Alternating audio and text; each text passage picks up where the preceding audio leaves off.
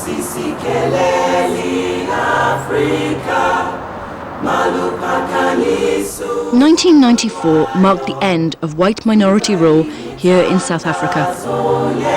The country is still emerging from huge social and political turmoil, and disabled people are finding themselves at the sharp end of the country's most serious problem: violence.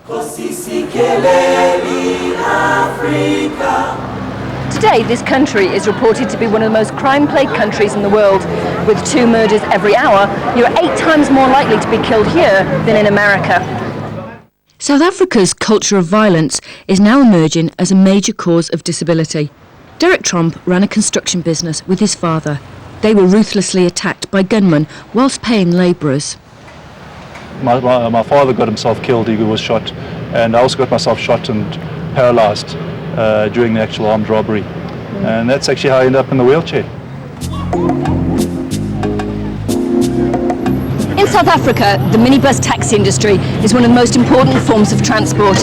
In Cape Town, there are essentially 2 taxi companies with a long history of violence between the two, and drive-by shootings have become a regular occurrence. Shelley Barry was caught in the crossfire. I was shot in a taxi war. There's basically competition between the 2 taxi routes. And I was shot in a drive-by shooting as a passenger in 1996 and was paralyzed as a result. Conradie Hospital houses South Africa's largest state-run spinal unit, where patient after patient has become disabled through violence. Many, like Uyani, are black, and state medical care is the only option. Did you have any private medical insurance? No. It's expensive. It's expensive. I don't think my parents could afford. Dr. Dennis Newton is head of the spinal unit at Conradie. How many patients do you have who've become disabled through violence? I can't give you an absolute number, but I do know our percentages. And 40% of our injuries are the result of violence, insofar as 20% are from gunshots and 20% are from stabs to the spinal cord. Violence here today in South Africa is fairly indiscriminate in terms of whether you're black, white or coloured. But access to medical care can be very dependent on your skin colour because of the aftermath of apartheid. I was very fortunate to get a helicopter transport to the best trauma unit that we've got in the city, and very lucky to catch some very good staff members, that hospital doctors that were working there, because I actually arrested 3 times, and they brought me back to life, and I was just very lucky to survive. I waited for 45 minutes for the ambulance to arrive, and I was taken to a hospital very far because I was found in a coloured area, and as a coloured woman I was taken to a hospital where I wouldn't have to pay. If I hadn't received that instant care and was maybe taken to a government hospital instead of a private hospital, with the treatment and the delays, I almost definitely would have died. What we're dealing with now essentially is economic apartheid. The best medical care is private medical care in this country. The state medical system is overburdened, it is corrupt, it is underfinanced. If you can afford private medical care, you really do get the best medical care. If you can't, you wait your turn. You're lucky if you get a wheelchair.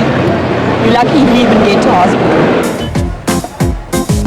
Being a member of the wealthy minority also has implications when a person becomes disabled in South Africa.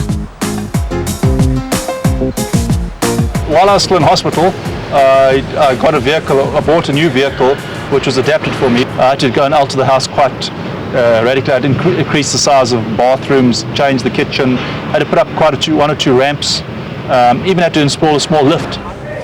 If you have money, you can afford a car. And for white disabled South Africans, a lot of their issues were around parking bays and access issues. For black disabled South Africans, it's more about access to health care, it's about education, it's about transport. So there is a wide divide. There is a massive divide. The issue of becoming disabled through violence highlights some of the inequalities that exist between black, white and coloured people.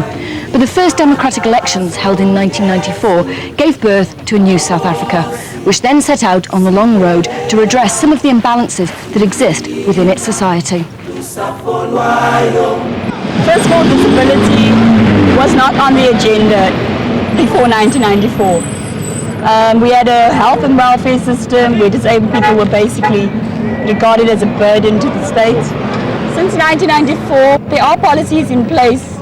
First one being our constitution, which outlaws discrimination on the basis of disability. Mike Toney works for the organisation Disabled People South Africa, and he is optimistic about the future for disabled South Africans. We have disabled people that are parliamentarians, that are working in changing the policy within Parliament. There's a lot of challenges out there. There's a lot of opportunities for blacks, especially for disabled people in South Africa. So that's why I'm saying I feel very, very positive. We are on track in that we are making a significant effort, both through government, through NGOs, and through the public. I see a very bright future for disabled South Africans. I do feel very positive about it.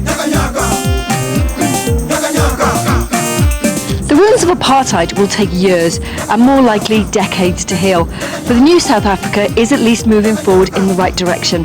And disabled people in South Africa today have hope, which is far more than they had before.